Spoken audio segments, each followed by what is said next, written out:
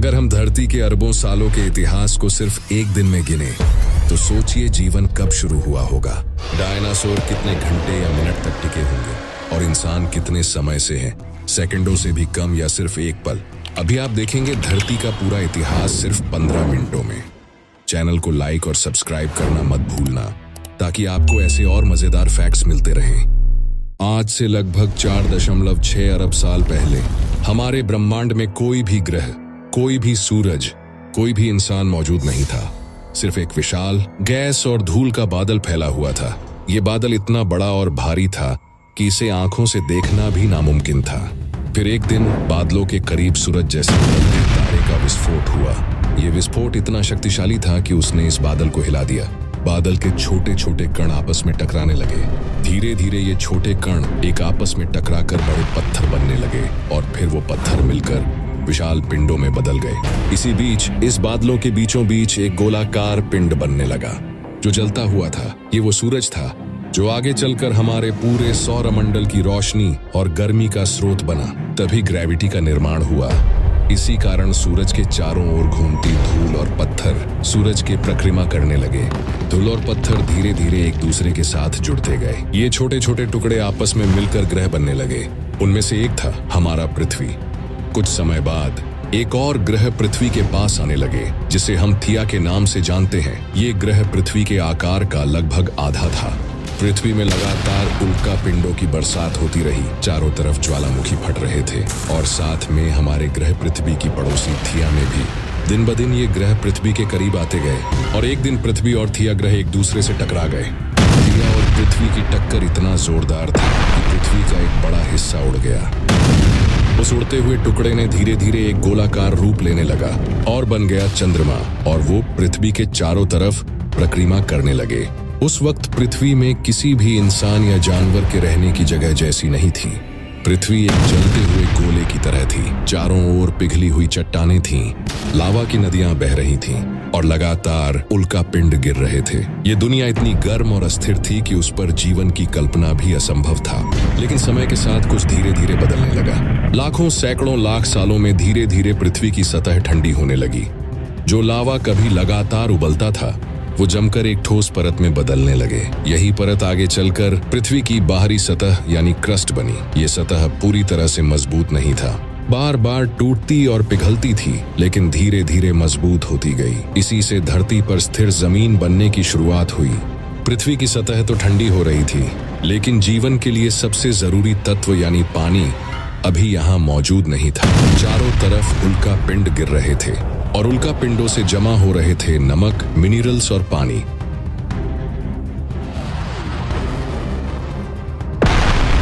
ये पानी धीरे धीरे धरती पर फैलता गया। दूसरी ओर पृथ्वी के भीतर से ज्वालामुखी लगातार फट रहे थे। इन विस्फोटों से जो गैसें बाहर निकलती उनमें भाप और पानी की भाप भी शामिल थी। इसी तरह पानी न केवल आसमान से आया बल्कि खुद धरती की गहराइयों से भी बाहर निकल रहा था। जैसे जैसे वातावरण में नमी बढ़ती रही, आसमान में बादल बनने लगे और फिर एक दिन पहली बारिश हुई। ये कोई साधारण बारिश नहीं थी बल्कि लगातार हजारों साल तक बरसती रही। धरती की दरारों, गड्ढों और निचले हिस्सों में ये पानी भरने लगा। धीरे धीरे यही पानी जमा होकर पृथ्वी के पहले महासागर का रूप लेने लगा। यही वो विशाल जल स्रोत था जिसमें भविष्य का जीवन आकार लेने वाला था। महासागर बनने के बाद उसमें केवल पानी ही नहीं था बल्कि तमाम तरह के रसायन भी घुलने लगे। इन रसायनों में कार्बनिक यौगिक, अमीनो एसिड और न्यूक्लियोटाइड्स शामिल थे। यही वे छोटे छोटे सूक्ष्म कण थे जिनसे आगे चलकर जीवन की सबसे पहली नींव रखी जानी थी। उस समय का वातावरण आज की तुलना में बिल्कुल अलग था। हवा में ऑक्सीजन नाम की कोई चीज मौजूद ही नहीं थी। इसके बजाय कार्बन डाइऑक्साइड, मीथेन और अमोनिया जैसी गैसें भरी हुई थी। सतह अभी भी गर्म थी, लेकिन इतना जरूर था कि पानी तरल रूप में रह सके। यही तरल पानी जीवन के जन्म के लिए सबसे बड़ा आधार बना। धरती पर विशाल महासागर बन चुके थे, लेकिन ये सिर्फ पानी से भरे हुए गड्ढे नहीं थे। इन महासागरों में तरह तरह के रसायन घुल चुके थे। कार्बन, अमीनो एसिड और वे सभी छोटे छोटे तत्व जिनसे जीवन की शुरुआत हो सकती थी। वातावरण में उस समय बिजली की चमक और ज्वालामुखियों का धुआं लगातार फैल रहा था। जब बिजली की चमक महासागर में मौजूद इन रसायनों से टकराई तब जीवन की पहली चिंगारी जगी। यही वो पल था जब निर्जीव रसायनों से पहला जीवित मॉलिक्यूल बना। ये कोई बड़ा जीव नहीं था, बल्कि बेहद सूक्ष्म और साधारण सा जीवाणु था। यही छोटे छोटे जीव हमारी धरती पर जीवन की पहली निशानी था। शुरुआत में ये माइक्रोब्स बेहद साधारण थे, लेकिन इनकी खासियत ये थी कि ये खुद को कॉपी कर सकते थे, यानी अपनी ही तरह नए जीव बना सकते थे। धीरे धीरे ये फैलने लगे और पूरे महासागर में जीवन की एक पतली सी परत बिछने लगी। लेकिन सबसे बड़ा बदलाव तब आया जब इन सूक्ष्म जीवों ने धूप का इस्तेमाल करना सीख लिया। कुछ माइक्रोब्स ने सूरज की रोशनी से ऊर्जा बनानी शुरू की। यही प्रक्रिया आज हम फोटोसिंथेसिस कहते हैं। इस प्रक्रिया के दौरान ये जीव ऑक्सीजन छोड़ने लगे। उस समय धरती के वातावरण में ऑक्सीजन बिल्कुल नहीं था, लेकिन इन छोटे छोटे जीवाणुओं ने धीरे धीरे महासागर और वायुमंडल को ऑक्सीजन से भरना शुरू किया। बदलाव बहुत धीमा था, लाखों सालों तक चलता रहा, लेकिन परिणाम चौंकाने वाले थे। धीरे धीरे धरती का वातावरण पूरी तरह बदल गया। जहरीली गैसों से भरा आसमान अब ऑक्सीजन से भरने लगा, और यही ऑक्सीजन आगे चलकर जटिल जीवन के लिए सबसे बड़ा आधार बनी। अरबों साल बीत गए। इन साधारण माइक्रोब से नए नए रूप बना। महासागरों में अब केवल सूक्ष्म जीव ही नहीं थे, बल्कि जटिल जीव विकसित होने लगे। छोटे छोटे बहुकोशीय जीव, शुरुआती मछलियां और समुद्री प्रजातियां प्रकट हुई। पानी के अंदर जीवन की प्रजातियां बढ़ती चली गईं, यानी जो शुरुआत एक बिजली की चमक और कुछ रसायनों की टकराहट से हुई थी, वो अब एक पूरे जीव मंडल में बदल रही थी। जीवन का बीज बोया जा चुका था, और अब ये बीज फैलकर पूरी धरती को हरा भरा करने वाला था। पृथ्वी पर अरबों साल तक जीवन सिर्फ महासागर तक ही सीमित रहा। सूक्ष्म जीवों से शुरू होकर धीरे धीरे बड़े और जटिल समुद्री जीव विकसित हुए। इन समुद्रों में छोटे छोटे शैवाल, स्पंज जैसे नरम जीव और फिर मछलियों जैसी प्रजातियां पैदा हुईं। ये सब जीवन पानी के अंदर ही पनप रहा था, क्योंकि जमीन पर उस समय तक वातावरण बिल्कुल अलग था, कठोर, गर्म और जीवों के लिए सुरक्षित नहीं था। लेकिन जैसे जैसे महासागरों में जीवन का विस्तार हुआ, वैसे वैसे कुछ प्रजातियों ने अपने लिए नए रास्ते तलाशने शुरू किए। पहल छोटे जीव पानी के किनारों पर आकर रुकने लगे। उनका शरीर धीरे धीरे इस तरह ढलने लगा कि वे थोड़ी देर के लिए जमीन पर टिक सकें। ये प्रक्रिया लाखों सालों तक चली। फिर समय आया जब कुछ मछलियों जैसे जीवों ने अपने पंखों को मजबूत पैरों जैसा बनाना शुरू किया। यही बदलाव उन्हें जमीन पर आने में मददगार बना। यानी जीवन का पहला बड़ा कदम था पानी से बाहर निकलकर जमीन पर आना। यही पल पृथ्वी के इतिहास में एक क्रांतिकारी बदलाव था। सबसे पहले जमीन पर छोटे छोटे पौधे और कीड़े मकोड़े फैले। इसके बाद रेंगने वाले जीव प्रकट हुए। अब पृथ्वी की सतह धीरे धीरे हरी भरी और जीवंत होने लगी। समय बीतता गया और यही रेंगने वाले जीव आगे चलकर विशाल और ताकतवर प्रजातियों में बदल गए। इनमें से सबसे प्रसिद्ध थे डायनासोर।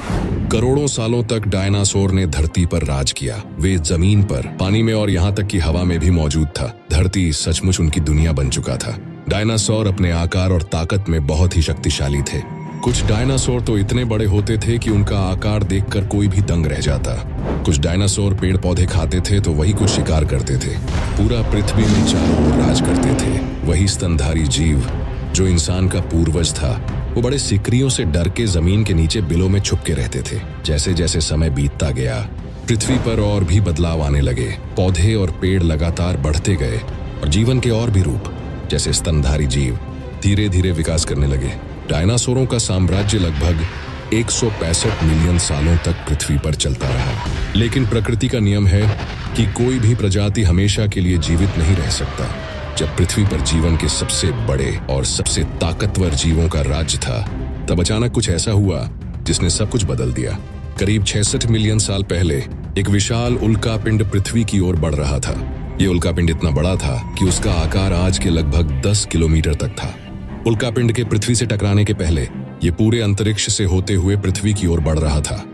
वैज्ञानिकों के मुताबिक उल्कापिंड उस समय के वातावरण और पृथ्वी के पर्यावरण पर गहरा असर डालने वाला था। जैसे ही ये उल्कापिंड पृथ्वी से टकराया, एक बेहद शक्तिशाली विस्फोट हुआ। इस विस्फोट के कारण इतनी ज्यादा ऊर्जा उत्पन्न हुई कि ये विस्फोट लगभग पूरी पृथ्वी तक महसूस हुआ। टकराने के साथ ही एक भयंकर आग का तूफान फैल गया और उसका तापमान इतना ज्यादा था कि आसपास के इलाके पूरी तरह जलकर राख हो गए। इस घटना से पृथ्वी के बड़े हिस्से में आग और धुआं फैल गया। समुद्रों में भयंकर सुनामी आने लगा। जंगल जलकर नष्ट होने लगे। सूरज की रोशनी तक जमीन में नहीं पहुंच रहा था। इस अंधेरे और धुएं के कारण पृथ्वी की सतह का तापमान गिरने लगा। दिन रात के अंतर को महसूस करने की स्थिति खत्म हो गई और इसके साथ ही आसमान में काले बादल फैल गए जो कई महीनों तक चलते रहे। सूर्य की रोशनी पृथ्वी तक नहीं पहुंच सकी और तापमान में गिरावट होने लगा। इस अंधेरे और सर्दी में डायनासोर जो विशाल आकार के थे, उन्हें अपनी खाने पीने की आदतें बदलने में मुश्किल होने लगी। लेकिन सबसे बड़ी चुनौती ये थी कि पूरे पर्यावरण में भारी बदलाव आया और ये बदलाव डायनासोर के लिए दर्दनाक साबित हुई। उल्कापिंड के टकराने से मचने वाली भयंकर तबाही ने पृथ्वी के वातावरण में असंतुलन पैदा किया। वातावरण में धूल और राख की इतनी बड़ी मात्रा घुल गई कि ये सूर्य की रोशनी को पूरी तरह से रोक देती थी।